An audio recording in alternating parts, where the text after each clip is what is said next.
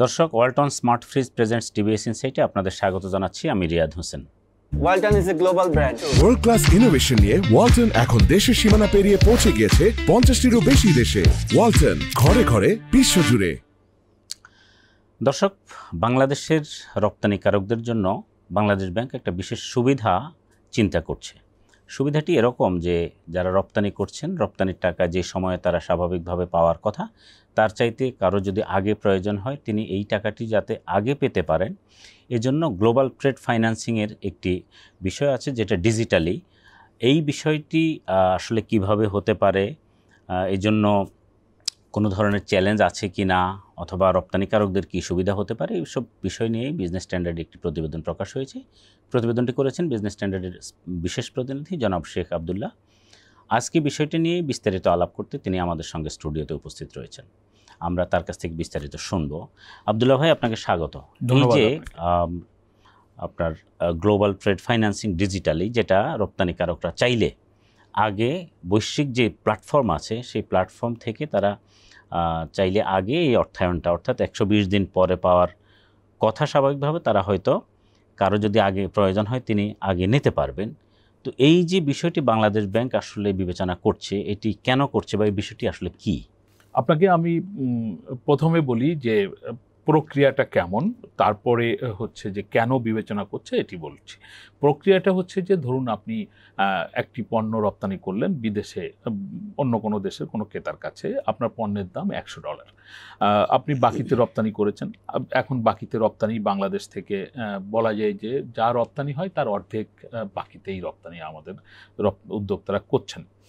তো বাকিতে রপ্তানি হচ্ছে এরকম হয় যে আপনি 30 দিন পরে অথবা 60 দিন পরে, 90 দিন পরে, অথবা 120 দিন পরে গিয়ে, সর্বোচ্চ 120 দিন পরে, সর্বোচ্চ 120 দিন পরে গিয়ে আপনি আপনার এই রপ্তানির টাকাটা পেতে পারেন। তো এর মাঝখানে আপনার ধরুন টাকা দরকার, তাহলে আপনার কিভাবে আপনি টাকা পাবেন? আপনার ব্যাক টু ব্যাক এলসির পেমেন্ট দেওয়ার যদি সময় হয়ে যায় তাহলে টাকা দরকার হতে পারে, আপনার ওয়ার্কারদের পেমেন্টের জন্য দরকার হতে পারে, আপনার অন্য যে কোনো কার্যক্রমের জন্য টাকা দরকার হতে পারে। কিন্তু আপনি প্রোডাক্ট এক্সপোর্ট করেছেন, আপনার টাকা আসবে আপনি জানেন, কিন্তু আপনার এখন এই মুহূর্তে নেই। এরকম পরিস্থিতিতে দেশের ভেতর থেকেও আপনার টাকা নেওয়ার ব্যবস্থা আছে, কিন্তু আমাদের ব্যাংকগুলো সকল গ্রাহকের জন্য, বিশেষ করে যারা একটু ছোট মাঝারি টাইপের ব্যবসায়ী, তাদের জন্য ব্যাংকগুলো খুব যে ফাইন্যান্স করে তেমন না। দেশের মধ্যে কি আছে যে আপনি আপনার এক্সপোর্ট বিল আপনার ব্যাংকের কাছে দিয়ে আপনি তার কাছ থেকে কিন্তু বাংলাদেশি টাকায় আপনি ঋণ নিতে পারেন। সেই ঋণের সুদ হার এখন আপনার 12-13%, কোনো কোনো ক্ষেত্রে আমরা শুনছি 14% ব্যাংক নিচ্ছে। তো এরকমভাবে আপনার নেওয়ার সুযোগ আছে। এখন বাংলাদেশ ব্যাংক চিন্তা করছে, গ্লোবালি একটা প্ল্যাটফর্ম আছে, ডিজিটাল প্ল্যাটফর্ম, যেখানে আপনার এই এক্সপোর্টের বিল আপনি সাবমিট করতে পারেন এবং তারা ডিসকাউন্টে আপনার কাছ থেকে কিনে নেবে। আপনি ধরেন $100 বিল সাবমিট করলেন, সেখানে প্রচুর ব্যাংক আছে, আর্থিক প্রতিষ্ঠান আছে, প্রচুর ইনভেস্টররা আছে, তারা আপনার ক্রেতাকে, আপনার ক্রেতার ব্যাংককে তার যে ওয়ার্ল্ড রেটিং সেটা বিবেচনা করে তারা আপনাকে নিজে থেকেই একটা দর অফার করবে যে আপনার $100 এই বিলটা আমরা কিনতে চাই, এটা $97 কিনতে চাই অথবা $95 কিনতে চাই। এটা ডিপেন্ড করে যে আপনি কতদিন পরে আপনার বিলটা ম্যাচিউরড হবে তার উপরে, এবং আপনার ক্রেতাকে সে কোন মান বা তার ব্যাংক কোন রেটিং হোল্ড করে তার উপরে এটা ডিপেন্ড করবে। যেটা আপনি জিজ্ঞেস করছিলেন যে বাংলাদেশ ব্যাংক কেন বিবেচনা করছে, কিছু অংশ তো আপনি নিজেও বলেছেন বা আমিও হয়তো বলে ফেলেছি। সেটি হচ্ছে যে আমাদের ক্ষুদ্র এবং মাঝারি যে এক্সপোর্টাররা আছে তারা কিন্তু আসলে ব্যাংকের কাছে গেলেই সাথে সাথেই তাদের এক্সপোর্ট বিলটাকে এনক্যাশ করতে পারছে না। তাদেরকে ব্যাংক অনেক সময় ফাইন্যান্স করার ক্ষেত্রে ভাবছে, বা ব্যাংক কিছুটা হলেও নিরুৎসাহিত হয়। বড় বড় এক্সপোর্টার যাদের এক্সপোর্টের ভলিউম অনেক বেশি, ব্যাংক তাদের এই ধরনের ফাইন্যান্স করে ব্যাংকের যদি খুব বেশি লাভ না হয় তবুও কাস্টমারকে ধরে রাখার জন্য তাদের ক্ষেত্রে করে। কিন্তু যাদের এক্সপোর্টের ভলিউম কম তাদের ক্ষেত্রে ব্যাংক এই ধরনের ফাইন্যান্স করার ক্ষেত্রে নিরুৎসাহিত হচ্ছে। কিন্তু আবার এদের এক্সপোর্ট ফাইন্যান্স দরকারও। তো এইটি বলা যেতে পারে যে আমাদের এক্সপোর্টারদের বা আমাদের ট্রেড ফাইন্যান্সের একটা নতুন উইন্ডো ওপেন হতে যাচ্ছে, যে আমাদের এক্সপোর্টাররা তারা একটা বিদেশ থেকে তারা তাদের প্রয়োজনীয় টাকাটা তাদের এক্সপোর্ট বিল ডিসকাউন্ট করে নিয়ে আসতে পারবে। তার মানে হচ্ছে এই সুযোগটা এতদিন ছিল না, সরকার একটি নতুন সুযোগ আসলে আমাদের রপ্তানিকারকদের জন্য, বিশেষ করে যেটা বোঝা যায় যে যারা ফাইন্যান্সিয়ালি একটু উইক তাদেরকে স্পেশালি এই সুবিধাটা দেওয়া, যাতে তার ওয়ার্কিং ক্যাপিটাল যেটা প্রয়োজন হয় উনি সেটা নিতে পারবে। আমি যেটা বলতে চাচ্ছি সেটা হচ্ছে যে এখানে বাংলাদেশ ব্যাংক তারা চিন্তা করছে যে আপনি ডিসকাউন্ট করতে পারবেন, কিন্তু কত ভাগ ডিসকাউন্ট করতে পারবেন সেইখানে বাংলাদেশ ব্যাংকের একটা ক্যাপ থাকবে। এখন আপনার ইন্টারন্যাশনালি যে ইন্টারেস্ট রেট হিসাব করা হয় সেটি হচ্ছে সোফার দিয়ে হিসাব করা হয়।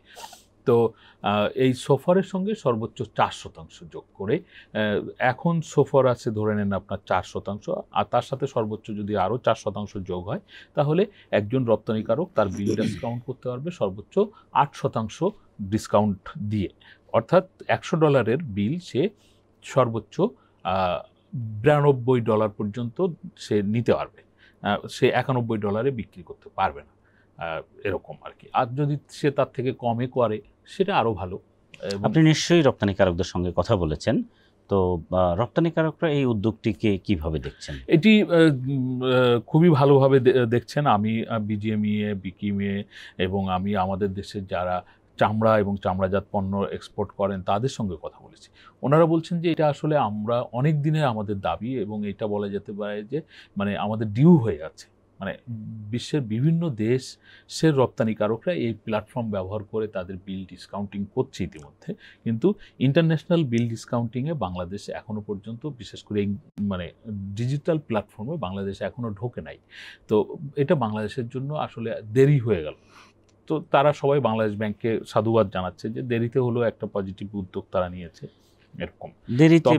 তবে আবার কেউ কেউ বলছে যে মানে উদ্যোগ নেওয়ার সাথে সাথেই যে আমাদের দেশের সবাই খুব যে ঝাঁপিয়ে পড়বে এই ডিজিটাল প্ল্যাটফর্মে গিয়ে বিল ডিসকাউন্টিং করবে, ব্যাপারটা সেরকম না।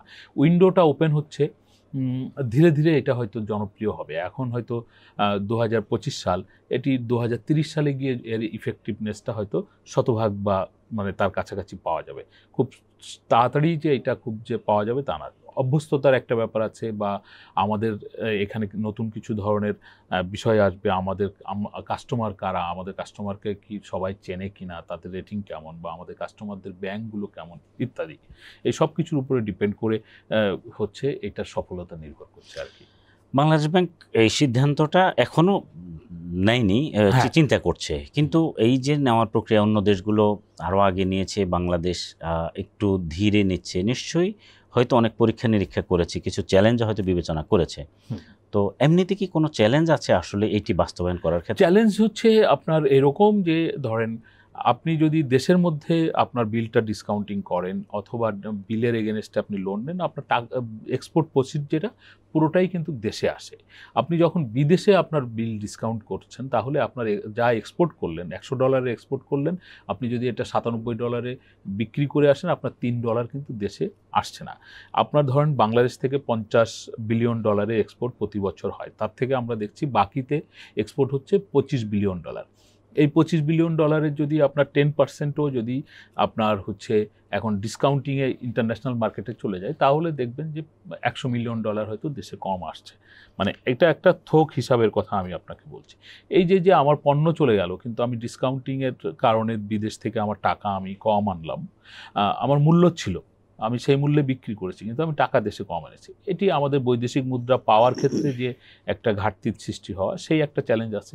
আরেকটা চ্যালেঞ্জ হচ্ছে যে উদ্যোক্তারা যদি বিদেশ থেকে এরকম অর্থায়নের সুযোগ পেয়ে যায়, আমাদের দেশে যারা অর্থায়ন করে, আমাদের ব্যাংকগুলো এখন যেরকম ব্যাংকগুলো তাদেরকে অর্থায়ন করছে না, তখন কিন্তু ব্যাংকগুলোর জন্য একটা চ্যালেঞ্জ হবে, ব্যাংকগুলোর কাছে ডিমান্ড কমে যাবে, অর্থাৎ ব্যাংক কাস্টমার পাবে না, এরকম ঘটনাও ঘটতে পারে। মানে ব্যাংকের এই কাস্টমারদেরকে ধরে রাখতে তখন ইনসেন্টিভ দেওয়ার দরকার হতে পারে এমন। অর্থাৎ ফাইন্যান্সিয়াল কার্যক্রম যেহেতু ব্যাংক মানে আমাদের ব্যাংক ঋণের সুদ হার বেশি, সেইটা তাদেরকে কমাতে হবে। মানে সে যেহেতু বিশ্বের অন্যান্য জায়গায় কম রেটে ডিসকাউন্টিং করতে পারবে, আপনার এখানে 12-13% সুদে সে তাহলে তো নিতে চাইবে না, ফলে সে বিদেশ থেকেই টাকাটা নেওয়ার চেষ্টা করবে। দ্যাট মিনস আমাদের যারা ফাইন্যান্স করছে তাদেরকেও আসলে প্রতিযোগিতায় আসতে হবে, আমাদের এই চ্যালেঞ্জগুলো আছে। রপ্তানিকারকরা যেই টাকা হয়তো পুরোপুরি, বিশেষ করে আমাদের এখন একটা গুরুত্বপূর্ণ বিষয় হচ্ছে আমাদের রিজার্ভ নিয়ে আমরা সবসময় শঙ্কিত থাকি। আমাদের রিজার্ভ যদি 200-400-500 মিলিয়ন ডলার এদিক সেদিক হয় আমাদের খুব টেনশন বেড়ে যায়, চিন্তা হয় অবশ্যই যে অবশ্যই আসলে রিজার্ভ মানে কমে যাচ্ছে কিনা। আমাদের তো আপনার যেরকম শিল্প পণ্য আমদানি মানে আমরা ভীষণভাবে নির্ভরশীলতা রয়েছে, আমাদের ভোগ্যপণ্য আমদানিরও বিরাট নির্ভরশীলতা রয়েছে। আমরা 18 কোটি মানুষ বা তার বেশিও হতে পারি। এত মানুষের দেশের যে মানে আমদানির পরিমাণ আমাদের কিন্তু অনেক বেশি, আমাদের এক্সপোর্টের তুলনায় ইম্পোর্ট অনেক বেশি, আমরা কাভার করি আমাদের রেমিটেন্সকে দিয়ে। তো সেই ক্ষেত্রে বলা হয়ে থাকে যে 3 মাসের আমদানি বিল পরিশোধ করার মতন সক্ষমতা থাকলে সেটি একটি নিরাপদ পরিস্থিতিতে থাকে রিজার্ভের ক্ষেত্রে। আমরা দেখছি যে মানে আমাদের এখন গড় আমদানি প্রায় $7 বিলিয়ন প্রতি মাসে। তো সেই ক্ষেত্রে 3 মাসের যদি রাখতে হয় তাহলে এটা 21-22 বিলিয়ন ডলার আমাদের কিন্তু দরকারই হয়। এটি কিন্তু কম না। মানে আপনি যদি IMF এর যে নেট রিজার্ভের যে হিসাব সেটা থেকে সেই হিসেবে আমরা সামান্য একটুখানি উপরে আছি, আমাদের 26 বিলিয়ন ডলারের মতো আছে। তার মানে আমাদের একটা আসলেই চিন্তার জায়গায় যে যদি 400-500 মিলিয়ন ডলার সবাই যখন এরকম ডিসকাউন্টিং করতে বা বিদেশে যার আগে লাগে উনি যদি আগে নিয়ে আসেন, যদি ইভেন 500 মিলিয়ন ডলার সারা বছরে বাংলাদেশ কম পায়, এটি ডেফিনেটলি একটি। আমি এই প্রসঙ্গটি তুলেছিলাম, আমি একটু সময় নিয়ে আমি প্রসঙ্গটি তুলেছিলাম বাংলাদেশ ব্যাংকের যে কর্মকর্তারা এটা নিয়ে ভাবছেন তাদের সঙ্গে। ওনারা বলছেন যে দেখুন এটি যেরকম আপনি একদিক দিয়ে ডিসকাউন্ট দেখছেন, আরেক দিক দিয়ে এই টাকা আগাম আসার কারণে তার যে নতুন ধরনের কার্যক্রমে ওই ব্যক্তি বা ওই উদ্যোক্তা অন্তর্ভুক্ত হবেন, সেই কার্যক্রম থেকেও কিন্তু উনি প্রফিট করবেন বা ওনার নতুন আর একটা প্রোডাক্ট রেডি হবে এক্সপোর্টের জন্য। ফলে এক্সপোর্টের পরিমাণ বেড়ে গেলে এই ডিসকাউন্টটা মানে খুব বেশি যে হ্যাম্পার করতে পারে সেটা তারা ভাবছেন না। অর্থাৎ আমরা কিছুটা ছাড় দিয়ে আসলো, আমাদের ইকোনমিক কর্মযোগ্য বাড়লে এটা যদি রপ্তানিকে পজিটিভ ইম্প্যাক্ট ফেলতে পারে তাহলে সেটি আমাদের এই দিক থেকে অফসেট হওয়ার একটা সুযোগ তৈরি হতে পারে। আপনাকে ধন্যবাদ আমাদের আলোচনায় যুক্ত হবার জন্য। প্রিয় দর্শক, এই ছিল আমাদের আজকের আয়োজনে। আমাদের অনুষ্ঠান যদি ভালো লাগে তাহলে লাইক, কমেন্ট, শেয়ার করবেন। টিবিএস এর সঙ্গে থাকুন। আপনাদের ধন্যবাদ।